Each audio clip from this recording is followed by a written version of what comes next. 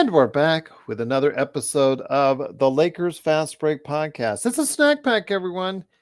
I know our season has ended, but it's always a good time to go ahead and raid the kitchen for a snack. It's Gerald Glassford coming right back at you here from the Lakers Fast Break Pop Culture Cosmos, where we cover the latest news and trends in pop culture each and every week, twice a week on radio stations worldwide and wherever you get your podcasts.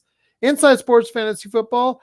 I've got an episode I'm going to record tonight with Chris Sardieri, hoping the guys, aka Sean and Joe, can join me with their thoughts on the NFL draft and how it will affect your team in fantasy football, Inside Sports Fantasy Football. It is, of course, also as well Stone Hansen, who will be coming up here in a second. You can go ahead and catch him on Twitter, the Twitter at report_court. Also, our good friend John Costa. He is the man behind, of course, Lakers Corner and Clutch Talk. Also, as well, of course, Laker Tom. There are no reports on Laker Tom as of yet. We're hoping he is okay. I know he's in deep mourning. I'm kidding. You just have to go to at Laker Tom on Twitter, and you'll be able to find him there. But he is in deep mourning, and you can hear about all the great things that he's going to say and all the crazy trade proposals that are on its way right there for you, along with Jamie Sweet, aka Admiral Akbar at Lakerholics.com. Plus also Joe Soro. He's going to be on here over the coming days, weeks, and months. Go ahead and check out what he's doing. It's Ox1947 at LakersBall.com. And of course, you know what? If you're in the Southern California area and you need your lawn transformed into something much better than it is today, go ahead and give Joe's company a sign. I know we give him a hard time, but I will never give Simblades with a Y.com a hard time because they really do good work there. So go ahead and check out his website, Simblades with a Y.com.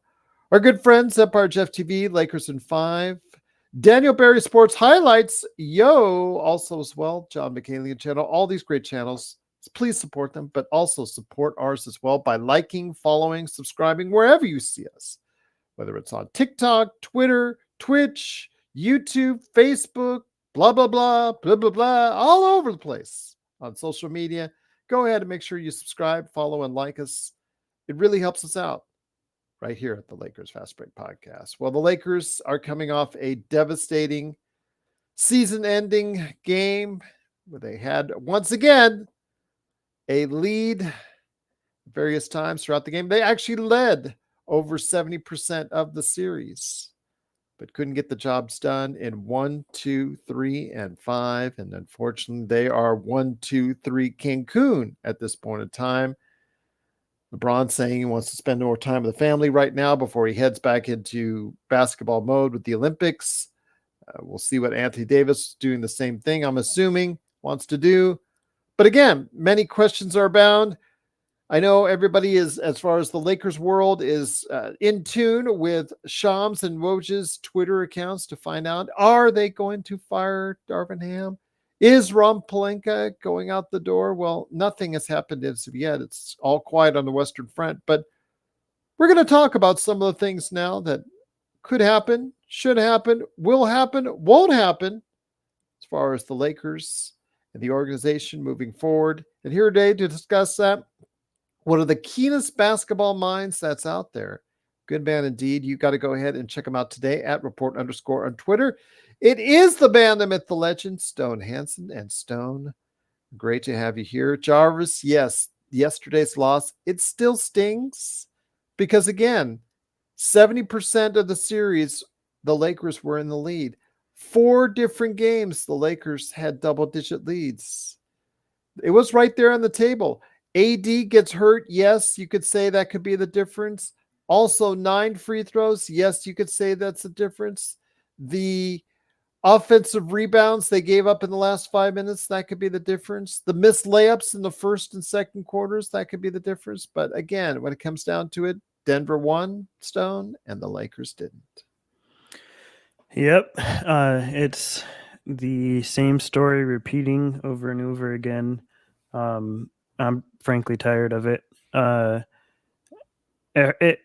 I'll say this, it hurts a lot less when you're expecting this result. Not that that's a good thing, but I don't want to be expecting it. But and I'm not going to say to everybody that I told you so. I'm not going to say that I expected this team to be a first round I'll exit. tell it to you, Stone. Mediocre. I'm not going to say it, Gerald. I'm not going to, but I am going to say that this team is very mediocre, and that's the reason we lost. To be quite honest, that we can talk about, and we have a whole lot about why this team is where they are, whether it be ownership, whether it be management, whether it be coaching. But at the end of the day, um, it does come down to what is on the floor, and what is on the floor could be a result of those other factors mentioned previously, but it also has to do with the fact that it's just not good enough. You just do not have what it takes to beat the best teams, and that's a problem. And we'll get into more of the ways maybe you go about that, but the bottom line is this team is they played a Denver that was beat up and bruised, wasn't playing their best, to be honest. And if they were, it'd probably have been a sweep in like a more dominating fashion. Um, and this team is just not built to beat the best. And when they're not, you have to look at alternatives. And this team is just not built for that, and it's frustrating. And I'm frustrated with everybody else, but I'm not it doesn't sting or hurt as much for me because it's how I expected this season to end for them, and it's that in itself is what frustrates me.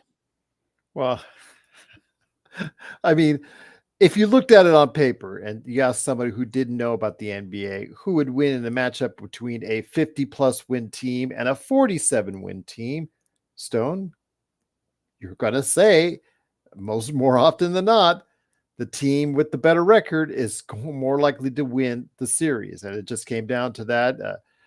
It just came down to they executed at the end of 4 out of those 5 games better than the Lakers did. And you can attribute that to coaching, you attribute that to talent, you can attribute that to things that they didn't do correctly during the course of the game. I think when it starts off with Darvin Ham, I know that the latest that they're trying to, he has his comments that he says on his post game, they're just atrocious. I just think the man should just not talk to the media, just walk off. I think it's better for him if he did, but he does anyways. But the thing I think that everybody's talking about is the foul to give with under a minute to play. Why don't you foul Jamal Murray when he has the ball? And then secondly, when the Denver Nuggets went on their run, Ham didn't call a timeout to try and slow the momentum down quickly enough. So I think that's a lot of things that I think you want to tie in there. But Darvin Ham obviously has not endeared himself to Lakers Nation out there in any sense of the fashion. But for me, I don't think I would start with that as step one. I would start with Rob Pelinka and getting rid of him first. That would be where I would start. Well, because Jeannie won't get rid of herself. Where would you start with this organization?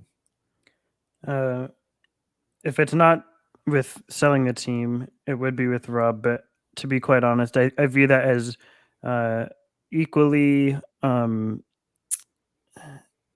view that as equally unlikely as it is for Jeannie to sell the team. I think Rob just unfortunately, but I think Rob is just too in with Jeannie to go anywhere. I think that portion, the top 2 decision makers in that franchise, are going nowhere. So to me, I don't have anything else to really say in regards to them because I think it's kind of fruitless to spend time on them when they're not going anywhere.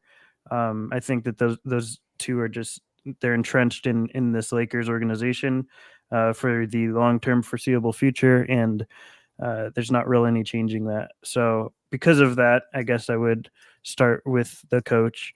I personally think Darvin Ham is quite bad, and people that disagree with me, that's completely fine. But that number is getting less and less. I'm just telling you right now. It is, and the main reason I see as to why people continue to want to give Darvin Ham a chance is because they think that he It's a first-time head coach. He needs time to understand this team and whatever.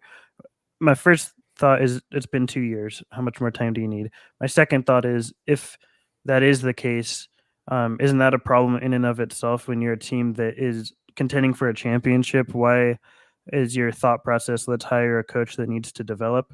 To me, that just doesn't really make that much sense. So I would start with Darvin Ham. And from there, Gerald, this is what most people are going to disagree with me about. I think is that we should start over. Start over with this team. I do not understand, and I've tried to. I do not understand what benefits there are to continuing to fight to be a play-in team. Doing it over and over again. This is now the 4th year. How many are you going to do a 5th year just to get the same result? I don't understand it. It's continuing to define insanity by spinning your tires over and over again. And I think it's done. I think the window ended this year. This was really the final year to make it happen. And now because of not trading D'Lo at the deadline, you're more than likely going to lose him for nothing. And you have no assets to build around what 2 franchise cornerstones you have. And even if you did, is it even enough? Probably not. So I don't see this team as something I would like to move forward with. I would personally like to strip it down and start over with a clean slate. Once again, it is the Lakers Fast Break. It is a snack pack along with Stone Hansen at report_court. It's me, Gerald Glassford. Thanks again for watching and listening. And back again is the man indeed, the guy behind Simblades, simblades.com. Please check it out if you are in the Southern California area and you need a new lawn transformed into something much better than it is today. It is Joe Soro, aka Ox1947. Joe, thank you for joining us. I put the feelers out in case somebody wanted to join Stone Hansen and I talking about the Lakers. And you were very adamant yesterday on keeping things the way they were as far as personnel wise for the most part and just adding pieces on it, because it seems like the question will remain now, or the question that's going to go out there, one of the many that the Lakers has is this team still capable of a championship with LeBron and AD as your top 2 guys?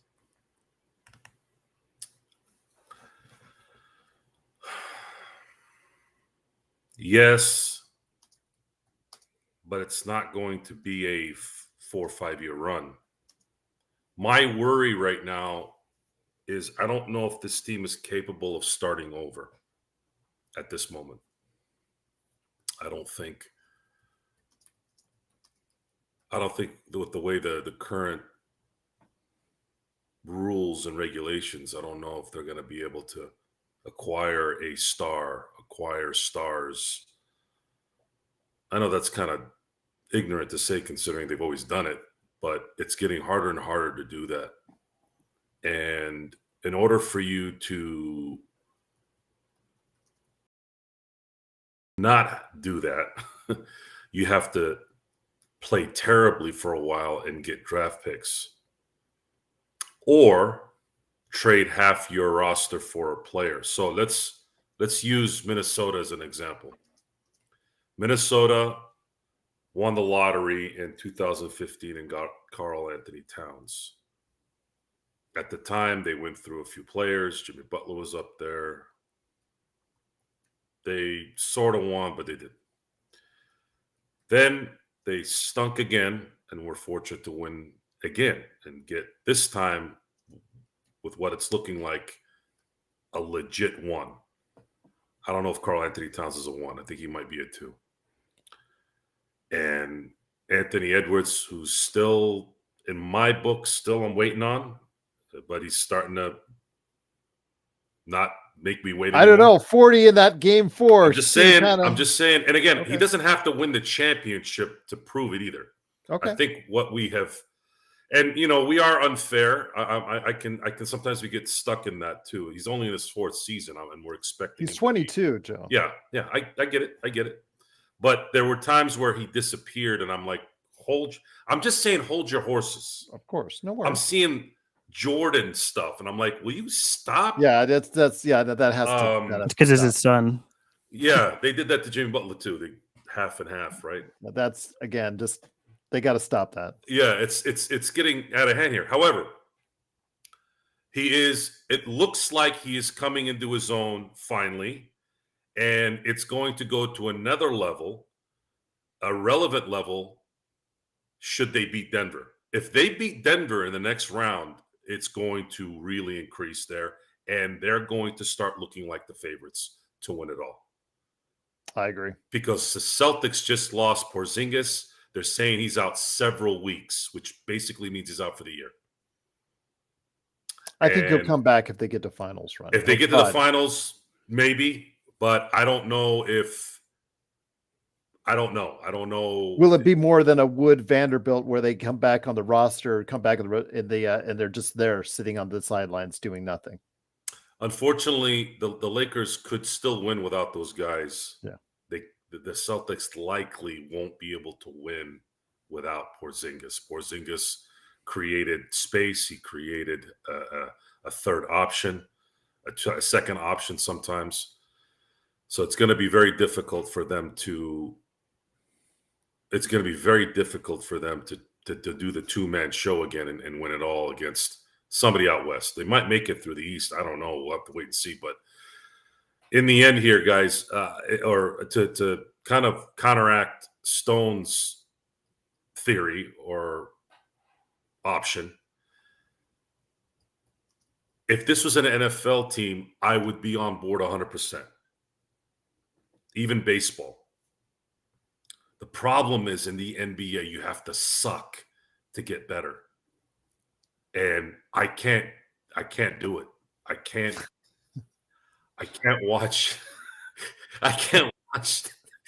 2015 through 2017 again. I can't do it. I'll let you finish. I had a 10-year run where I didn't miss a Laker game. And I finally died in 16. Finally caught up. I'm like, I can't watch this anymore. I finally took off. Like after the All-Star break, I was like, I can't do it. I can't watch every game anymore. It's absolutely killing me. So I'm at the point now where if you can bring in enough talent and bring back, because I actually think I don't believe anybody's going to give D'Angelo Russell a 4-year, $100 million contract. I don't believe it. Not after his performance in the first round. But I do believe that someone could give him a 3-year, $60 million contract. And I believe that's the Lakers. And if you do that, you don't lose him for nothing. I believe he's still valuable. And if you do need him in a trade later, you got him. Because you do have Vanderbilt's contract. You do have his. You do have Gabe Vincent's. There are options there. And we have to wait and see what happens June 1 or before on whether they still have their draft pick. We have to wait this out. Now, the only thing we do not wait for is Darvin Ham. He has to go like yesterday. He should have been gone yesterday in my book. He needs to go, and the Lakers have to absolutely focus immensely on who to bring in next. They cannot get another bad coach. This is the worst coach of the last 12 years. And the reason why he's worse than Luke, worse than Mike D'Antoni, worse than Mike Brown, and worse than Byron Scott is because he had the talent to be good. But he couldn't do it. He just made way too many mistakes, just not being able to delegate, not being able to understand a simple option change, no offensive flow. Again, guys, Phil Jackson was not an X's and O's guy. We're not looking for an X's and O's guy. We're looking for a guy that knows how to coach NBA players. And he didn't know how to do that. And it cost. And more than that, honestly, when you hear a coach say that its fan base is too tied to each game, yet you put yourself in a position to play Denver in the first round when you didn't have to, that is enough for me to say you're done. You are so tone deaf in what matters. You're You're just clueless. You're clueless in this position. Go be an assistant somewhere for the rest of your life, because I would never hire Darvin Ham to be ahead of any team. That kind of attitude, that kind of response, and then in the end, what happens? You could have won a first-round game. If you're looking at it from a business standpoint, Darvin Ham cost your team, since we're talking about how Genie's cheap and, penny pinching and all that, they cost you probably another round of money. He cost you another round of money with this attitude, because I believe they played anybody, they would have had a much better chance at winning the series. So there you go. That's what I got on that. Stone, I know the question was put out there for you. If that's the case, and you keep this roster against your better judgment, and with me, I'm still on the fence. I don't know whether I'm going to ultimately think and probably dedicate an episode to whether we actually, or I think, and we think, if LeBron and AD are still the duo that you should build around going forward. I think I'll dedicate an upcoming episode. You definitively says no. Joe says yes. I want to get more panelists on there just to get an overall feeling on that. Definitely want to go ahead and hit on that topic at some point in time down the road, more in detail. But let's say you're stuck with this roster, Stone, and you do ultimately fire Ham, which again, the more days that he's still in the job means the more days, so the more better likelihood he is staying on. I'm not saying that he's staying on. I'm just saying, why hasn't he been fired as of yet? So we'll see. Again, most likely he will be gone, but those odds are getting a little bit different as the days go on. But Stone, who would you put in his place? I know Rondo is, again, we all think Rondo is too angry for the position, but I think he would be a great teacher personally. But with his background and his legal issues, I don't think he would be hired, at least as of yet, probably as an assistant first. But who would you throw in there as a coach you're eyeing maybe for this Laker organization? I don't have a good answer for you, because most likely the answer is somebody in a film room, or some video editor, or a assistant that we don't know the name of. To be quite, that's like where a lot of the good coaches come from nowadays. And you don't have there's this big misnomer that you have to have this coaching experience and prerequisite to be good at what you do. Darvin Ham was an assistant for 14 years, and look what he did. I don't think that that's important, to be honest. I think you have to know basketball, and you have to be good at communicating that knowledge to players. That's what matters. And your experience doing that means nothing, in my opinion. So I don't have a good name. Everyone likes Rondo as a candidate. Rondo's my favorite player ever, because he thought the game. He didn't play it, he thought it, and that's how he gained his advantages as a player. So I think that he's a great basketball mind. Whether he has the communication aspect to that, I don't know. I don't know the guy personally. Everybody wants to think that, but until you put them in that position, you have no idea. Yeah. And there's I'm sure there's plenty of other candidates names, but ultimately my answer is probably someone we've never heard of is the best candidate for the job. And I just want to really quick respectfully rebuttal two of Joe's thought processes, because I could not disagree more strongly with running it back. And I mean this with, the utmost respect, but so I think my first point is I don't trust them either. That's a fair point, that you don't trust them to rebuild. And I don't either, but we've had 4 years for them to build around what they have now, and they haven't been able to do it. So I don't trust them to do it moving forward either.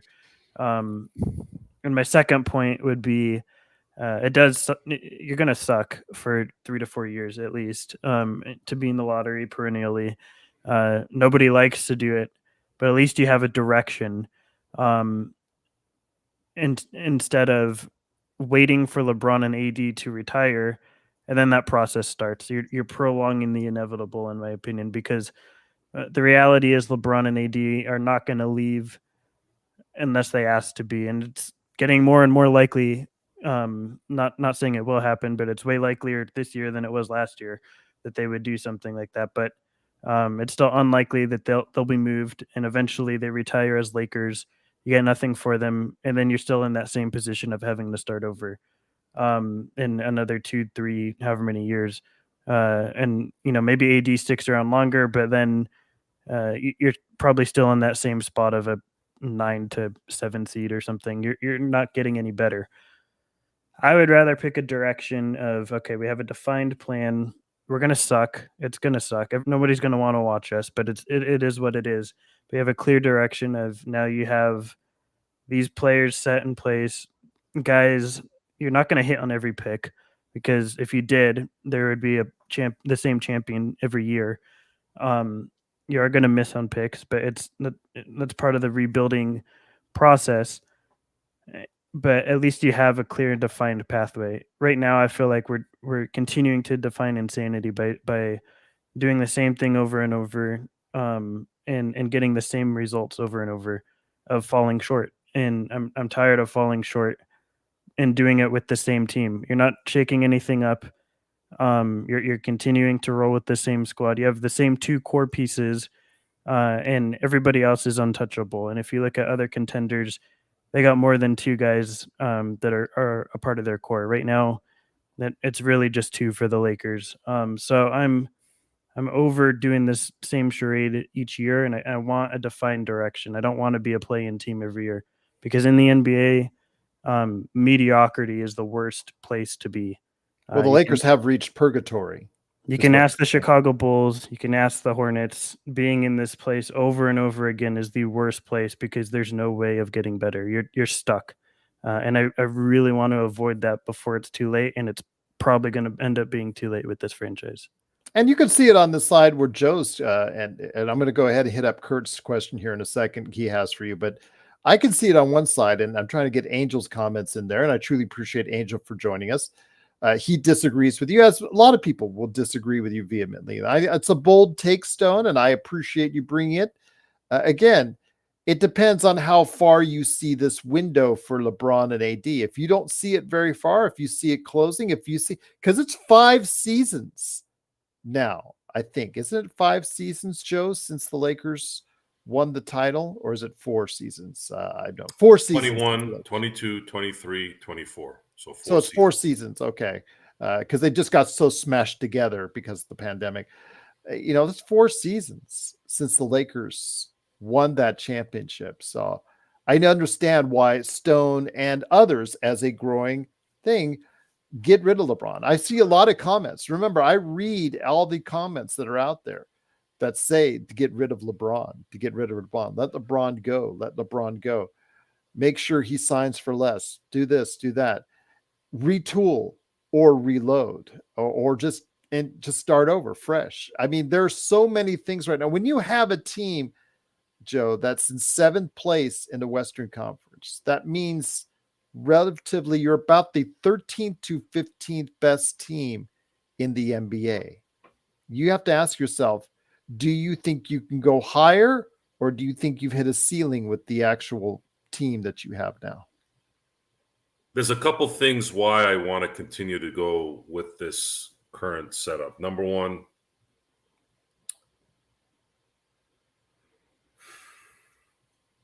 I don't want to Bill Belichick it. Bill Belichick was so eager to get rid of Tom Brady and go to the next step. It cost him another Super Bowl. If Pete Carroll just hands the ball off to Marshawn Lynch, it might have happened earlier. There are a lot of things that factor into this. So let's look at the 4 years they didn't win. 2021, AD goes ape shit against Phoenix in game 2 and 3. They're up 2-1. They're like, oh, we're going to win this series. We're going to go back to back.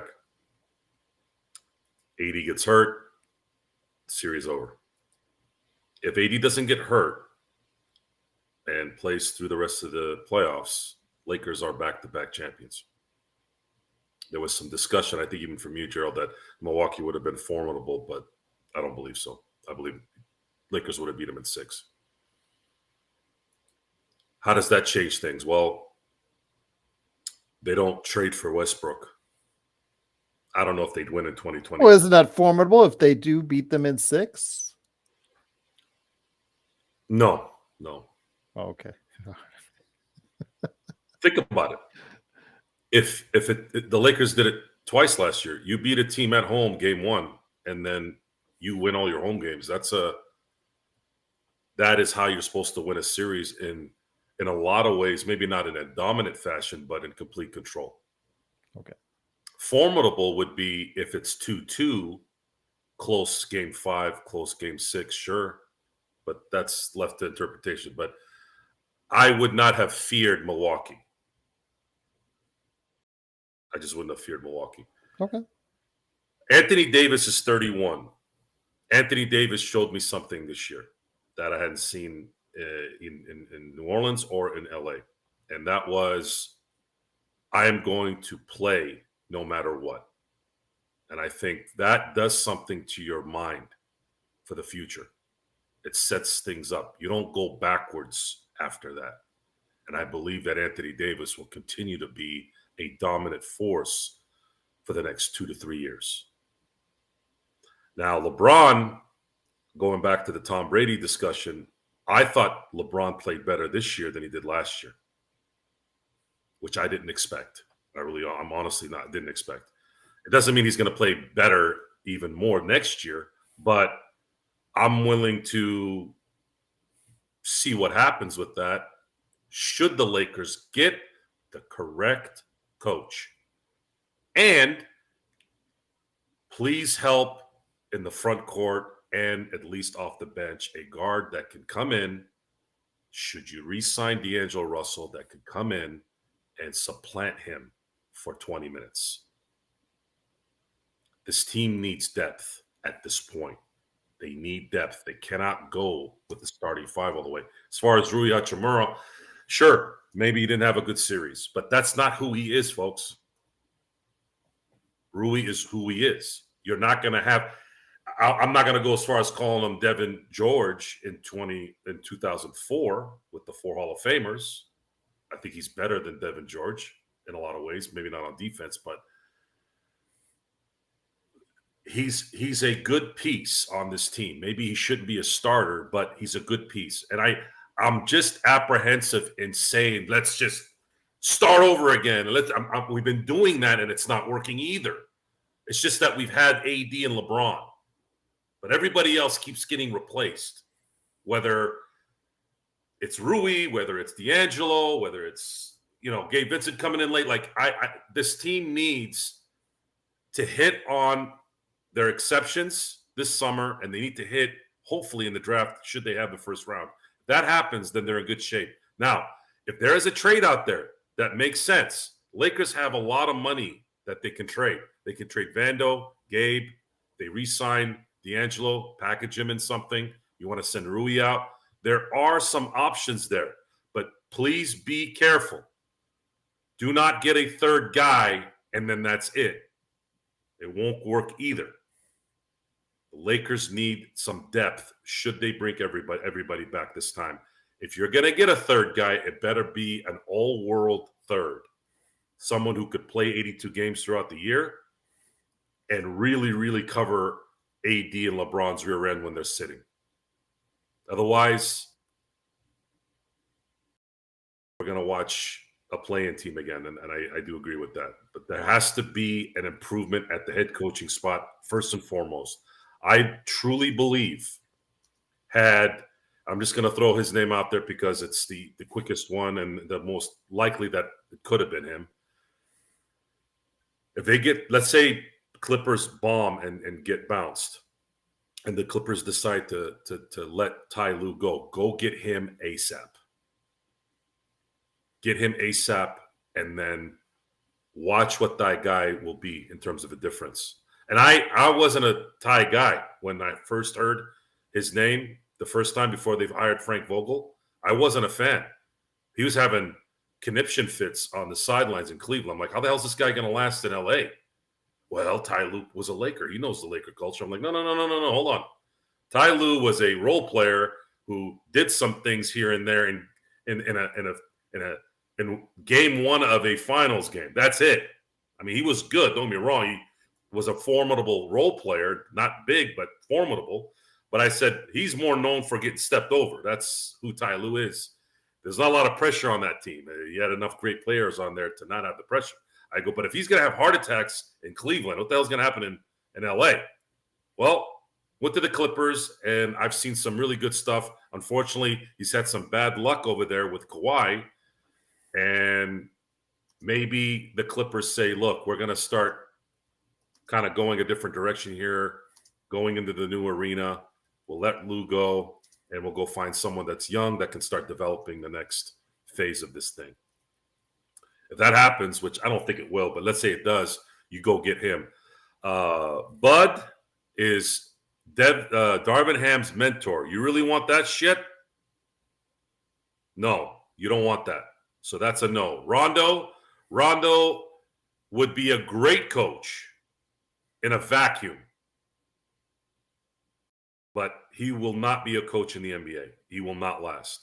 He would make these pansies cry in the first practice. That's like asking Kobe to coach. Yeah, Rondo's like that. Rondo is like that. Rondo is not a nice guy. Rondo will eat you up. And these pansies will not last one practice with Rondo as head coach. He would need a Tim Duncan, a Dirk Nowitzki, number one, for him to coach in the NBA. And that's very hard to find those guys. Extremely hard to find a star player that can eat shit in front of everybody for 10, 12 years. So let me get you back into the Stone. I know there's some things that you want to cover before we end and out, but one of the things I wanted to drop from Kurt is, would you prefer to keep the first round picks and draft away to success, or trade them for a piece now? So I want to hear your thoughts on that, Stone, before you elaborate more on some of the things you want to touch on with this team. Yeah, I mean, the cop-out answer is, it depends who that player is and who those picks are. It's kind of hard to answer without that in there. But, in a vacuum, I'm very pro start with a clean slate. Just wipe it all off.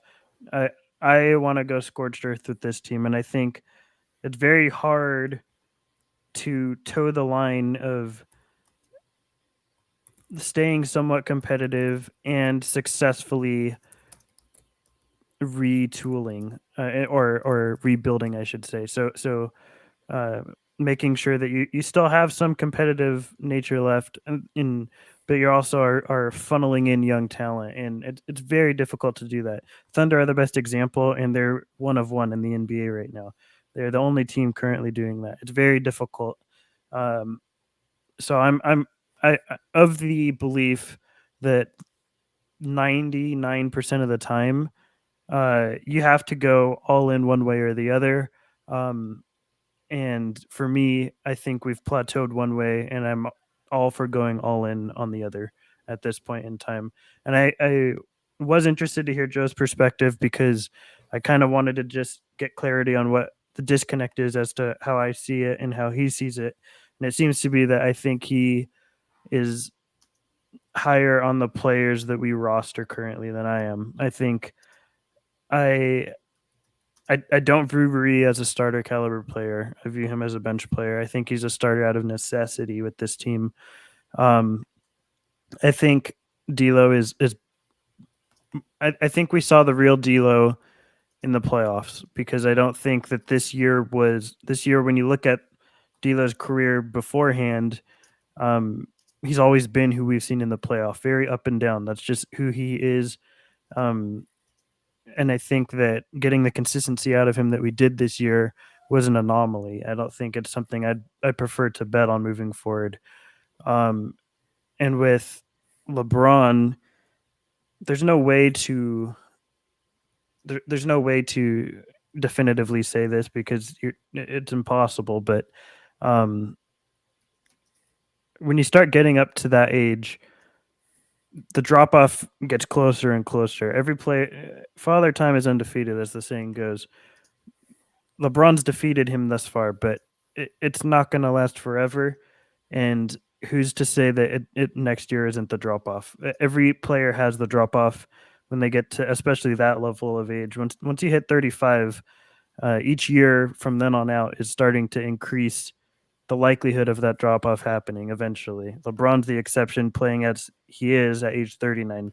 If LeBron isn't playing to this level to next year, AD isn't having the healthiest season that he's had in his entire career. The Lakers don't even have the level of success that they do this year, which is a first round exit. And you're betting on LeBron continuing that as a 40-year-old. You're betting on AD doing that with the injury history that he has. I just don't feel comfortable with that. And I think that, as I said earlier, it's prolonging what I think is going to happen eventually anyway. So I would rather get a head start and a jump start on that than having to deal with this until we get to that point. And that's just kind of where I am. But yeah, as far as where I'm at with the picks and all that, I'd rather keep them and start over with them. Once again, it is the Lakers Fast Break. It's a snack pack for everyone. It's Gerald Glassford, Stone Hansen, and Joe Sorrell. Appreciate you joining us. Please like and subscribe. Support the channel any way you can. It really helps us out because we'll be here throughout the summer and throughout the fall. We're not going anywhere. We're not saying 1, 2, 3 Cancun right here at the Lakers Fast Break. So, Joe, let me bring it back to you with what's going on with the Lakers. Obviously, again, the silence is not golden in this case, my friend, when it comes to a decision made yet on Darvin Ham. I don't know whether they want to sit on it, take more time with it. It's kind of just, I don't know what they're delaying the inevitable. We all think it's the inevitable that he's getting fired, but with each passing day, it just seems to me like they're leaving the room more and more open for a return for Darvin Ham, Joe. And I'm not sure I'm cool with that. Well, we can't sit here and say they need to be prepared and thinking and then make a brash decision right away. Mm-hmm. Doesn't matter if they fire him right now or next week. What they need to do is they need to have a plan set. What kind of NBA coach can help this team win a championship? I believe had they had a competent coach, this team would not be in the position they're in right now. They'd still be playing, because I believe they would have gotten those 5 wins and they would have been playing in the first round at home against the Clippers. And I'll stand by that. It's a completely different philosophy at that point, a completely different mentality. He got out-coached last year against Denver. He got out-coached this year. And I don't even know if it's out-coached, to be honest. I think he just doesn't know how to coach. He just doesn't know. You don't believe me? Watch footage of LeBron after that out of bounds. The outburst that he had.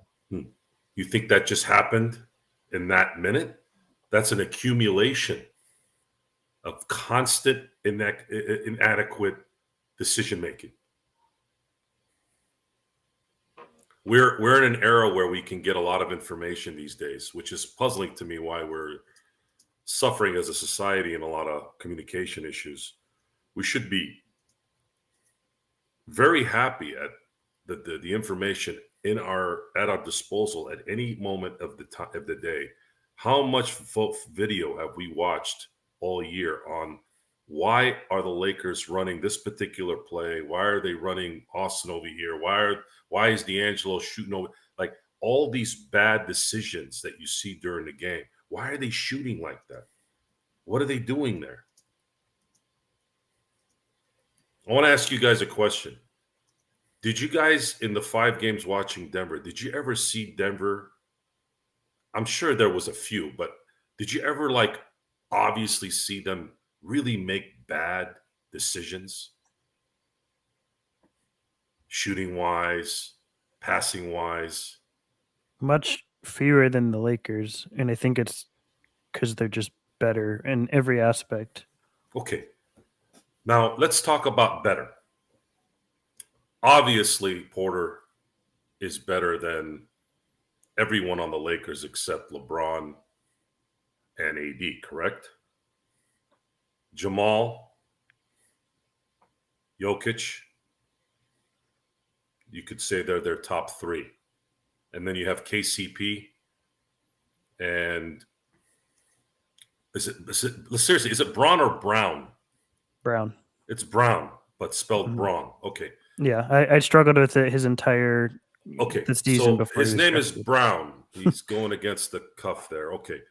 They're guys like KCP help them win one of these games. And that's what those teams do, right? A role player, when a team is this good, a role player will come in and win a game for you. That's what we said before the series started. We're like, we need one of these guys to win a series. And unfortunately, we didn't get anybody that could do that. Mike Malone, if you see him during a game, he's Peyton Manning. He's everywhere. He's calling plays. He's calling sets. He's telling guys where to go. And then you can look at it too as Phil Jackson rarely did that towards the last half of his career because he had everything dialed in. Plus, it helps to have somebody like Kobe Bryant. I mean, Kobe Bryant, and this is I'm gonna end this discussion with this. The reason why Phil, because age had a factor in it, the fact that he couldn't walk, obviously, the physical issues was a lot of the cause of that. But Luke Walton, they were playing New York.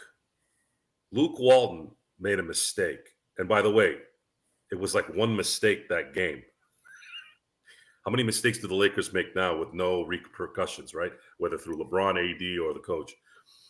Luke Walton gave the ball back to Kobe with 3 seconds left on the shot clock, and Kobe reamed him the entire time from then till he got to the locker room. And when he got to the locker room, they said he was screaming so loud that people heard him say the only reason why he's in this league is it's because of his daddy. And for those of you who might wonder why we mentioned Kobe a lot, besides the fact that he was a Laker, this is what we watched for 20 years. So it's hard to get out of that. Michael Jordan did a documentary where they loosely told, because they didn't go all the way with it, loosely told what a tyrant he was. That's what we're used to. I'm used to a dad who was a disciplinarian. Now, my dad he wasn't Bobby Knight. He was more kind of a mix between what would be a good disciplinarian that would make sense and that you would all know. Mike Krzyzewski. Mike Krzyzewski is known as a guy that probably in the front that's kind of nice, right? But behind the scenes, he was a disciplinarian. My dad didn't really show his stuff in the public. It was inside the house where he did his I would say he did his damage. but it was only when you did something wrong. My dad actually didn't like Bobby Knight because he thought he went overboard. He goes, when you go overboard, that's a you problem now. It's not you're not trying to solve the problem or you're not trying to discipline. It's about throwing chairs and doing all that. Now it's you. You need to get your stuff off.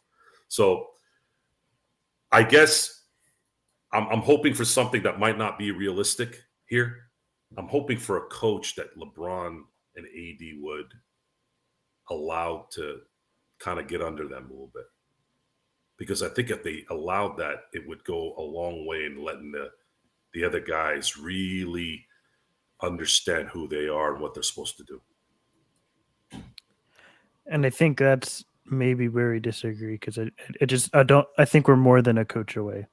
I think that's where I'm coming from. And I think ultimately, regardless of where we stand on this issue of how the Lakers move forward, it may not even be up to us or the Lakers because if D'Angelo were to leave this summer and LeBron, I don't think he's leaving, but I don't consider it impossible that he retires, even though I know everyone thinks he's going to have a retirement tour and all that. Everything to me points to that he just doesn't want to be there. He's over basketball and he wants to be with his family or whatever, which fine, whatever. He has nothing more to accomplish. I'm not saying it's going to happen, but I don't think it's unlikely, as people would say. So it may not even be up into the Lakers' hands of how they move forward. They may be forced into a direction that they don't anticipate, and I think that is something that's maybe not that's maybe being overlooked. And there's a lot of things that are going to happen with the Olympics and all that, and that's where the most recruiting happens is at Team USA. That's where the most recruiting happens, and how NBA teams are built. Honestly, in today's NBA, it's through Team USA, and that's how teams are built.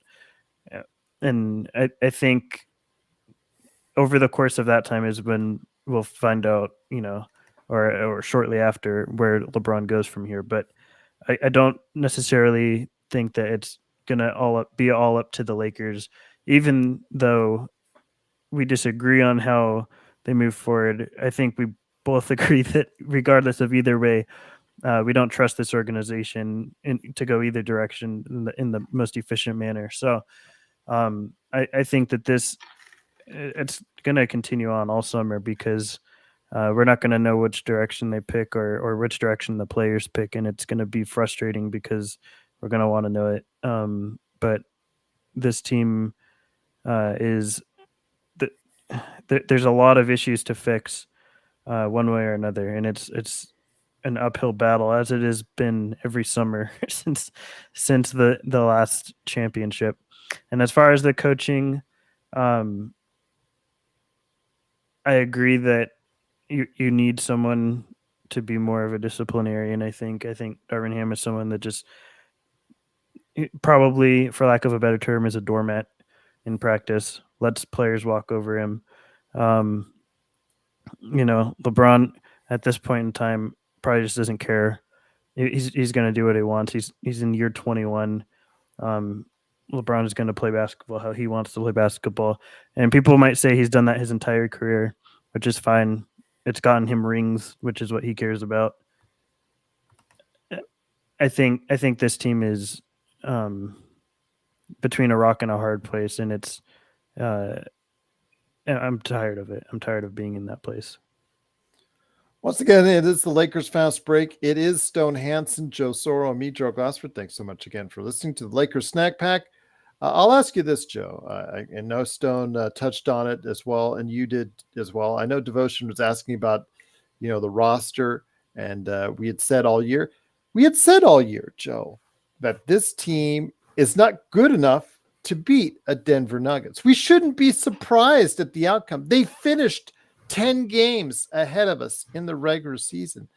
They are the defending world champions. The fact that we led 70% of the series, we were in all 5 games and had a chance to win all 5 games, I think is a credit to, just the fact that the Lakers' effort out there was as best as that they could give. But again, you always talk about talent and results.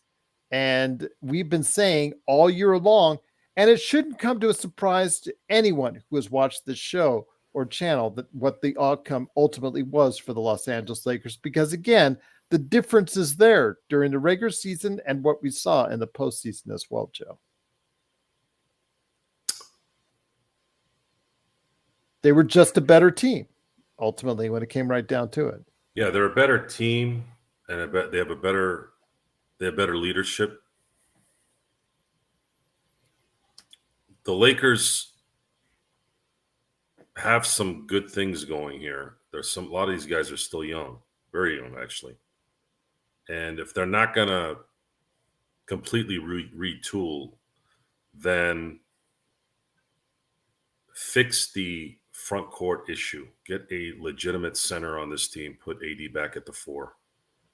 And then get some guard depth using your MLE and hopefully in the draft.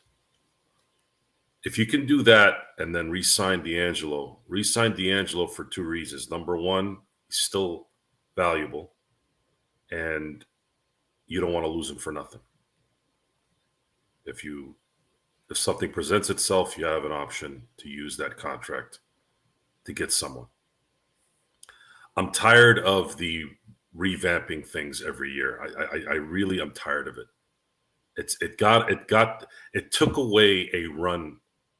It took away a multiple title run, and I'm not gonna support it anymore.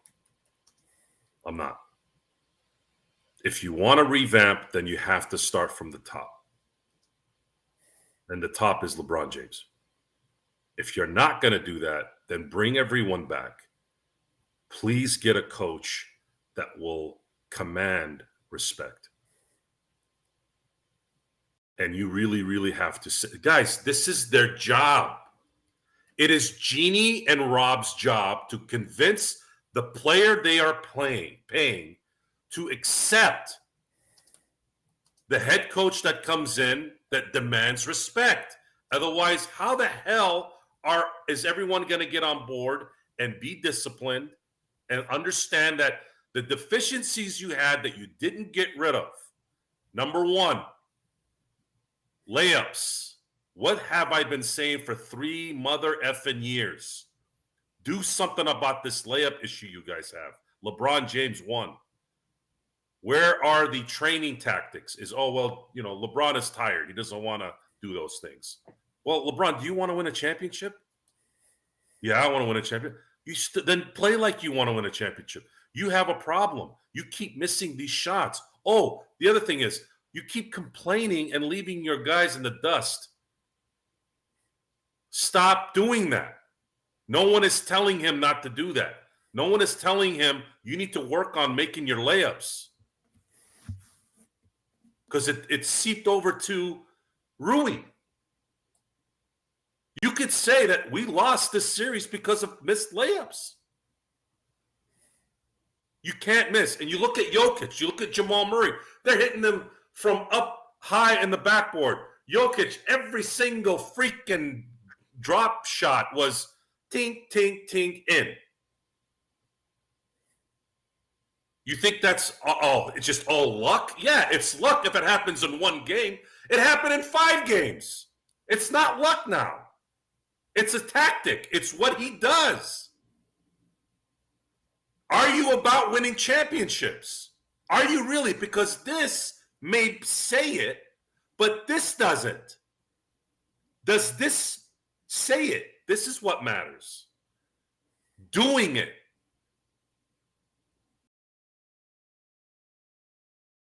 So I ask you, Stone. Oh, go ahead, Joe. Do you want to add something in? It's important. It's very important to understand what that is. What do you want? What do you really want? Stop BSing us. And maybe guys like Stone and I aren't relevant in this discussion because 90% of the population doesn't think that way.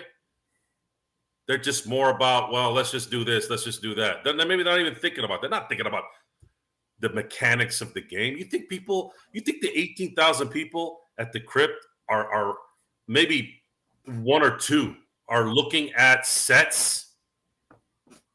Call 1, call 2. You think any of them right now, if I went over and did this, other than Diane Cannon, is going to know what the hell that is?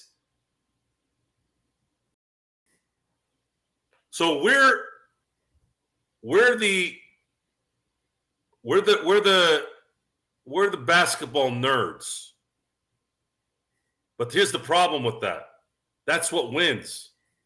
Technique, fundamentals, discipline, coaching, footwork. You watch Jokic's footwork?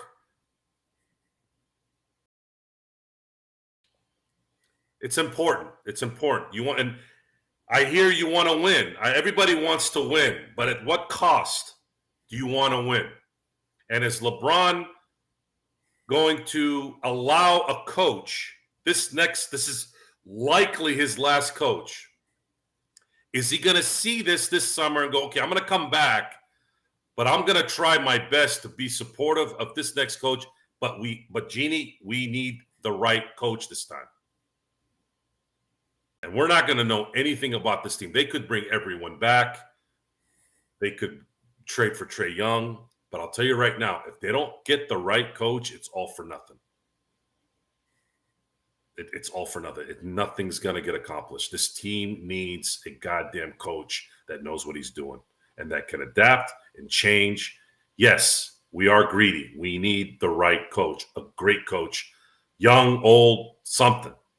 Get that guy in there. I guarantee you guys, I have no doubt, had they had the right coach this year, they wouldn't have been in this position. They'd still be playing. Because too many of these mistakes that they were making was just lack of knowledge, coaching, discipline, all those things. They looked like they were playing at the Y most of the time, and that can't happen. You can't, not when you're trying to win a championship. So we got just a few minutes left. Stone, I want to make sure I cover as many things that you wanted to cover before we went on the air. So go ahead, Stone. I mean, when it comes to the Lakers, the offseason plan is now. The offseason decisions are going to start to be made. We have yet to see them in practice already, but again, there's so much to discuss over the next few months, and we'll be discussing it here. But what do you have for us now before we head on out? Yeah, I think really my final point is that the way the Lakers culture is built is through stars. I guess you can argue that for most teams, right? But the way that the Lakers approach it is a double-edged sword because they will bend over backwards and grovel over every superstar they get, and they do it because they want to keep that funneling of superstars coming in. That has been since the entire longevity of the Buss family, how they approach this, and that's fine to a degree because the double-edged sword of it is that when it gets time to the end of their careers, to the point where they're no longer those superstars that they brought in,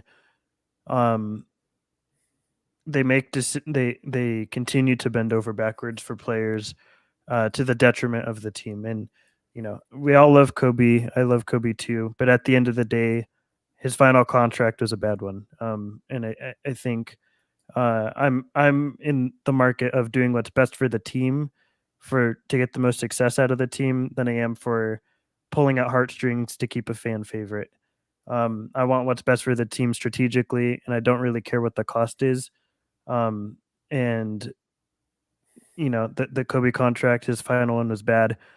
LeBron's final one is going to be bad because they do whatever they can to keep superstars happy. And it's to the detriment of the team. It really is because there's better routes and better options to getting this team where you want it to go than keeping your superstars happy and groveling at the heartstrings of your fans. Lifted again. Most of the people, individuals out there, don't take such a bold take, Stone. They are saying just add on to the pieces that you already have. But I think in the coming days, I think everybody needs to just ask themselves if really, really the Lakers can go ahead and win at a higher level with this unit and with the pieces that they have to offer and the pieces they have to trade. I think, Joe, we have to realistically look at the Gabe and Vando contracts as not being very valuable because of the lack of contribution both gave this year and the tendency to injury that they both have. So I don't know how much in the way of assets, what that will bring back, Joe. So I just don't know as of now exactly how much of a improvement above what we currently have we can get. There's going to be steps to this. Number one, the first step that needs to happen is they need to get rid of Darvin Ham. The second step is they need to find out if LeBron is coming back.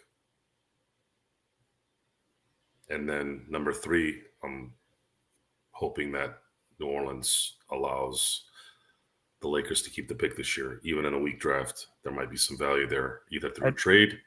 I'd be shocked if they didn't defer. I really would. I think there's 85% chance the Lakers keep this pick. Okay, so if they keep the pick, that means there's an asset there. Should they need it?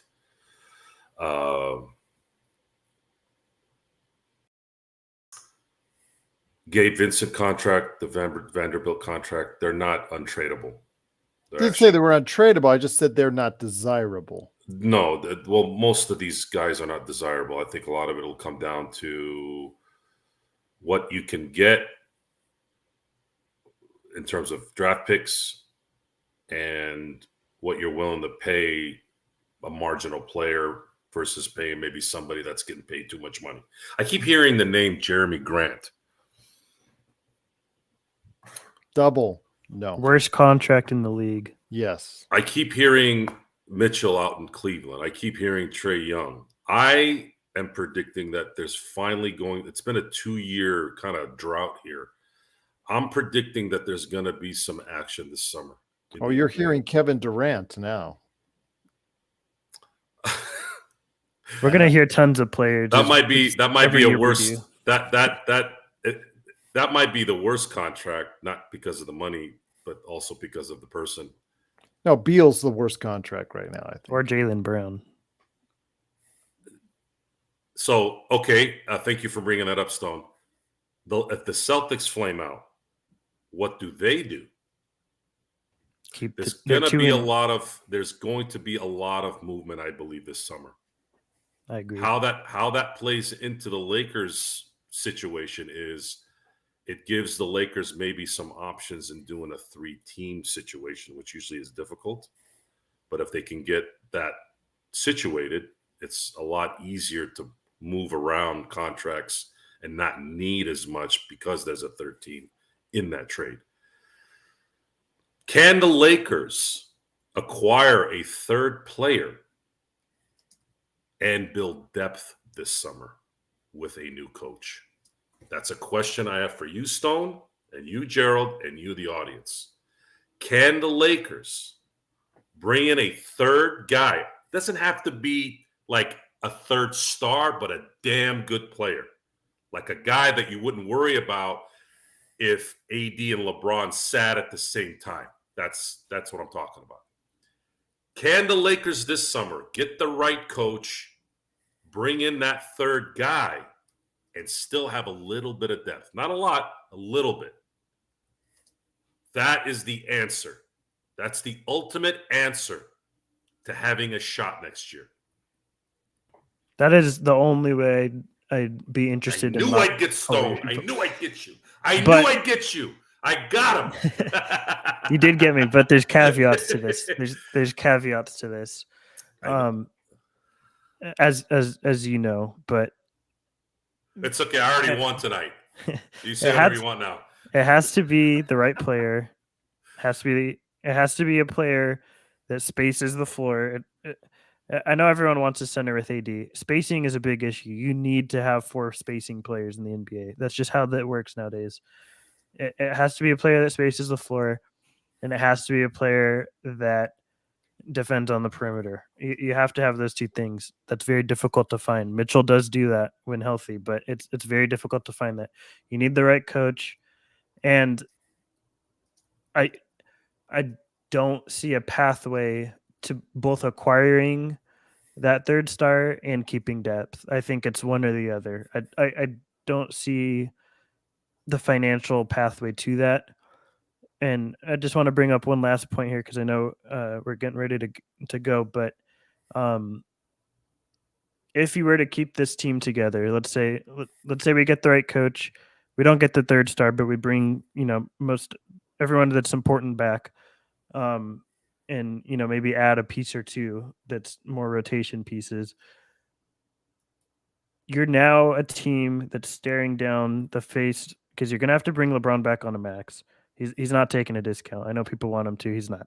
And if D'Lo comes back in that scenario, you're paying him $20 million at least. You're in the second apron. Is what you're in for multiple years, Gerald. Yes. Not one. You're staring down the face of that for the next 2 to 3 years, and that's what I'm afraid of. Because if that team continues to be a play-in team for the next 2 to 3 years, you're putting yourself in a situation where now you have no moves to make. You cannot get out of this situation with trades. You're stuck because you've hit that apron, and you have no way to get out of it. And you're doing that for 2 to 3 years as a play-in team, and that scares me.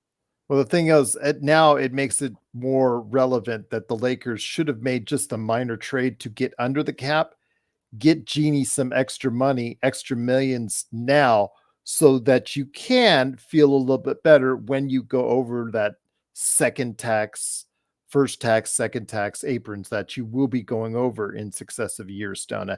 Would have been nice and smart if they just made that one maneuver to get them under the tap, because that's how close they were to getting under that first tax apron and actually getting Genie some money for a team, like you said, that probably wouldn't have had any difference as far as how many games they would have won ultimately. Yeah, and I know people were saying I don't read the chat. I do look at the chat. I don't usually respond to comments, but I did see this one saying that I'd rather be in the play-in than Detroit's situation. To be quite honest, I get the same amount of satisfaction from being a 9th seed as I do a 15th seed, because neither are champions. That's all I care about. If you're a 9th seed or a 15th seed, I do not care. I don't feel any different one way or the other. I get no more pride out of being a play-in team than I do at the bottom of the lottery, and that's I care about championships, not being higher, as a non-contender, and that's where my priorities lie. Other people's are different. And that's completely fine, but for me, I'd rather be the best. I'd rather pick a strategy, and I'd get the same amount of satisfaction as being a 15th seed as I do getting knocked out in the first round. That roadmap that OKC has built, Stone, before I'll get it to you in a second, Joe. That roadmap that OKC has built, that has become very, admirable or admired by so many other teams and fan bases in the league. Is that not correct, Stone? And look how they did it. Yeah. Acquiring picks, taking on bad contracts, and they had a couple years of not doing that well. They still maintained some competitive nature because the guys on bad contracts still brought value. Some guys like Chris Paul and at that time.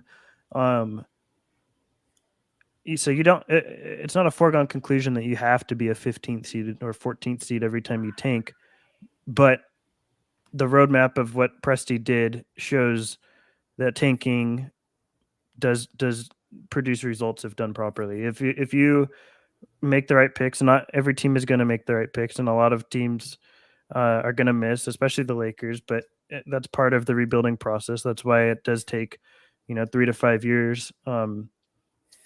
But it provides a direction, and it provides. You look at. I've said it multiple times on this show now. You look at most of the top teams in the NBA. 2 to 3 of their best players are drafted by that team. And Scarlett says, and where's it gotten OKC? Well, it's gotten them to rather than the Lakers. Yeah. A sweep, waiting in the second round. And it has them with 40 draft picks through the rest of this decade? Mm-hmm. I know, it's pretty damn good to me. Yeah, like I said, people, a lot of people don't want to tank because they don't want to lose, and that's fine. Nobody wants to lose. Nobody does. But are you really that much happier being a 9 seed? Does that really bring you that much joy being a first round exit? To me, it doesn't. And that's just where I'm at with why I'm so pro tearing it down. True, Scarlett. Lakers did get a 2020 championship, but if you look at it on the other end, and I'm not saying you should either which way, you see that the OKC Thunder, Joe, are going to continuously be there for the rest of this decade. They will continually be a top level team for the rest of this decade. The Lakers, we don't even know if they'll be a top level team next year, Joe. So I think we need to go ahead and come to reality on that. So it just, again, it's how you build and construct your team. And I think part of the problem with this organization, Joe, is right where it starts and who's trying to build this team in the first place. We've heard this story before. 2012. We know how it ended. So I'm not going to count the chickens before. Are you talking about the 76ers? No, I'm talking about Oklahoma City and then later the 76ers. Okay. Well, again, they're looking pretty good right now. They're pretty set up right now. Yeah, looking pretty good doesn't mean anything until Okay. you win a championship. Nope, The I Lake, agree. you heard it with Oklahoma City in 12. You Mhm. heard it with the Sixers. You heard it with the Clippers twice. I think we romanticize the ascent because it is easy. There's no pressure in Oklahoma. There's no pressure on Chet Holmgren. There's no pressure on Shea Gilgeous-Alexander. And by the way, that was what expedited this thing.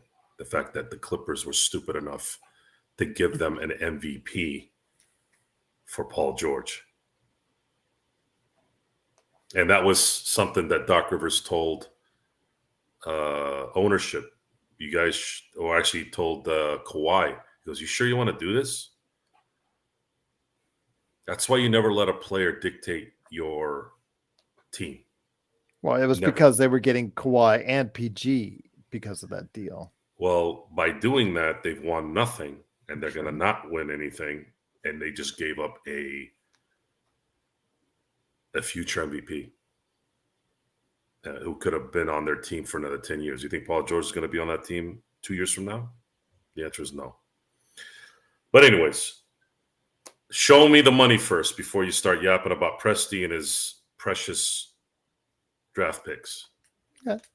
We saw this too with Boston. I was going to leave them for last. How much were people just creaming over themselves over this Danny Ainge genius up in Boston? And what did he win after 2008? He won dick with all those draft picks. This is about winning championships. If it doesn't bear a Larry O'Brien trophy, it means nothing. That's it. There's nothing else. It's like drafting Zubac and then trading him for Muscala. Doesn't matter how smart you were in plucking him in the second round. Doesn't matter how smart you were in plucking Alex Caruso out of free agency. You let him go. You traded Zubac for nothing. Now, the good thing about Caruso is at least he helped the Lakers win a championship. So there's a little bit of a massaging there a little bit, but in the end, it still hurts because we're so enamored with stars. I love Magic. Absolutely love Magic. I love Kobe. I love all these guys. But like there's one thing that Stone did say that I will always agree with. We're about the Lakers. And even Laker greats have been a detriment to their own team. Magic Johnson is great at being Magic Johnson. The reason why Magic Johnson is a great businessman is because he is allowed to be Magic Johnson in those business deals. If he was Jim Smith, he would fail. I'm sorry, he wouldn't be as successful. Michael Jordan, supposed to be this genius businessman, right? And he kind of alluded to it a little bit in the documentary when he was talking about the Nike deals and the Gatorade deals and the McDonald's deals. He goes, "Look, man, this stuff doesn't happen unless I'm averaging 30 points a game. If I was averaging 2 points a game, this wouldn't happen." So when Michael is being Michael, and Michael's greatest feat in his life will never be met again. He was one of the best lines in the documentary. It's arguable that Michael Jordan was better at his job than anyone has ever been at their job. When I heard that line, I was like, God damn, that's a hell of a line, right? To put up any job. That means any job. But he couldn't run a basketball team because he wasn't about it. He was about owning a basketball team instead of owning it. Owning it. When we watch Winning Time, Dr. Buss wasn't Donald Sterling sitting around cheating behind his wife and being around skanks and being around a bunch of drug addict scumbags. Dr. Buss was about the work, talking to Jerry, talking to Bill, talking to Pat Riley, talking to Chick. He was in it, talking to the players, making them feel happy, always wanting to go the extra mile. Well, you shouldn't be paying Michael Cooper this kind of money. What are you, crazy? Yeah, but you guys don't see the future. See, that was another thing too, is when I talk about my business, I want smart people around me. Smart. Dr. Buss has a PhD in chemistry. He was a numbers guy. He calculated stuff. Usually guys that are good with that kind of stuff see things ahead more than regular people. He saw where the NBA was going. He saw what the numbers were going to turn into, and he got ahead of it. And what happened?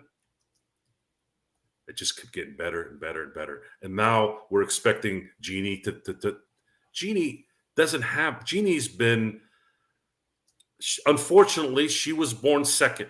And usually the second kids, they don't live desperate.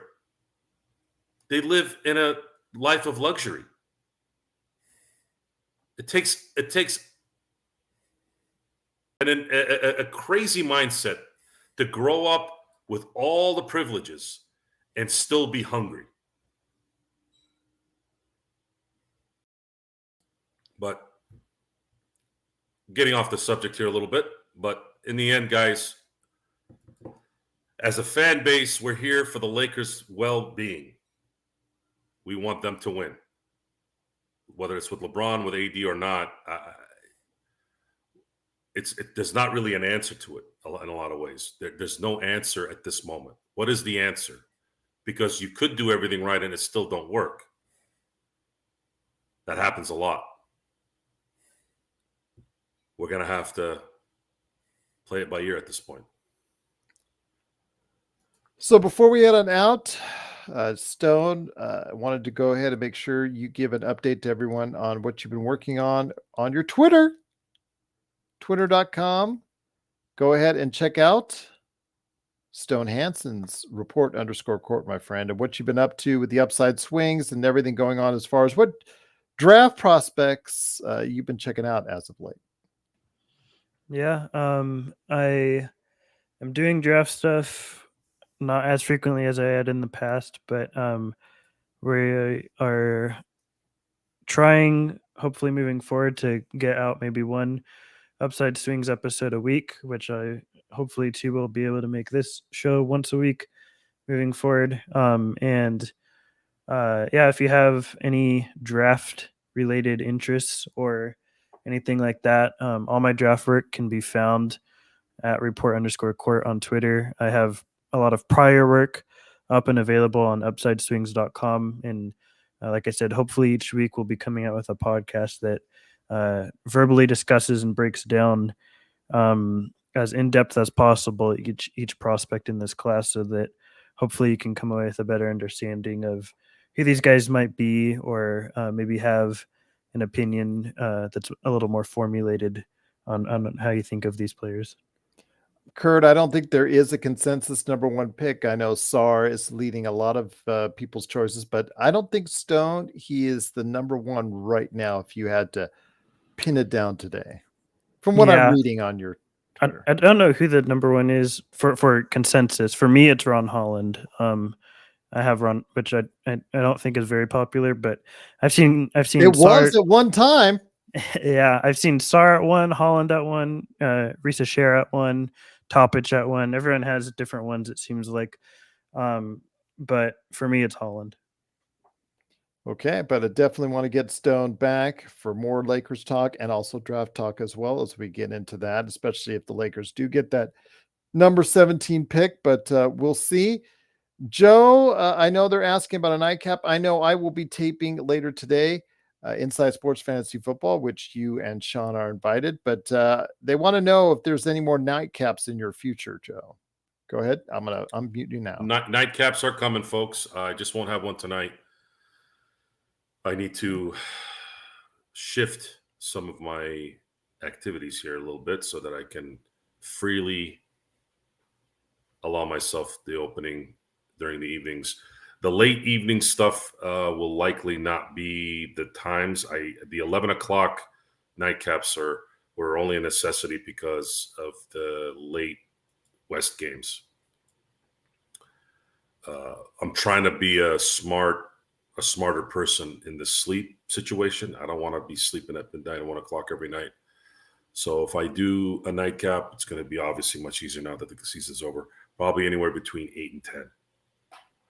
And that's what I'm going to stick with. And I'm trying to see if I can get lucky and get Stone on some of those too. A lot of my guys, God bless Sean. I know he can stay up, but I'd like to have him not stay up until 4 in the morning as well. But he's on the East Coast now as well. Yeah, but if I do an hour show at 8 o'clock, we'll talk it out after. There's a chance there. If he wants to go to sleep at 10 or 10:30, then maybe I'll set up at 7. It's still the nightcap. It's still I prefer to have my guys with me instead of me just being by myself because I think there's more information there for everyone to get. We'll see. Yes, I can run on 3 hours sleep. It's not really me, really. It's for the fam. My fam wants me to be here for a while. When you don't get enough sleep over a long period of time, it's a health hazard. And I try to take pride as much as I can, even though my diet isn't as good as I'd like it to be. But I take pride in continuing to try to work out and stay in shape and get proper sleep. And yeah. We'll go from there. But once again, it is Joe Soro, aka Ox1947, LakersBall.com, and of course his company SimBlades.com, and Stone Hansen. Please always check Twitter or X, whatever you want to call it, at @report_court indeed. But Endorphin says drink multiple Red Bulls like Cool Bro Joe. No. I'll have a Red Bull if I'm at an event and somebody has a Red Bull and that's the only drink. Sure, I'll have a Red Bull and vodka. I actually like that drink. Terrible for you, but it tastes good. But the problem with Cool Bro is, and again, I don't even know if he's legit. He could be some 66-year-old middle-aged weirdo for all we know. But let's just say he is a 15-year-old. He has one of the worst diets a 15-year-old can have and terrible movie decisions. So whatever's going on there needs to change. Otherwise, this kid's going to have a stroke by the time he's 30. Especially if the Lakers keep performing like this. Well, he doesn't even watch the games, Stone. He just follows along. That's more me. Yeah. I'm gonna have a stroke by 30 if the Lakers keep going this way. I feel there's too much unknown there. Way too much unknown. Indeed. Way too much unknown, and that's probably your instincts, folks, is a very beautiful super. Your instincts is your superpower. And a lot of times people don't tap into it enough. Well, I promised I would debate him on Star Wars on May the 4th. So the day I debate anything with him is the day I'm not here. Okay. Well, I'm not gonna debate to an 15-year-old avatar. Whatever AI is going to be there for him. So we'll see. But once again, it is the Lakers Fast Break. It is Stone Hansen at @report_court on Twitter. Of course, Joe Soro, aka Ox1947 at LakersBall.com. Me, I'm going to do Inside Sports Fantasy Football later this evening. Of course, Pop Culture Cosmos. I just did a State of Pro Wrestling with John Orlando on Pop Culture Cosmos. So go ahead and check it out today and check out everything that we do, because we will still be here asking all the questions and hopefully giving you the right answers, always right here at the Lakers Fast Break Podcast.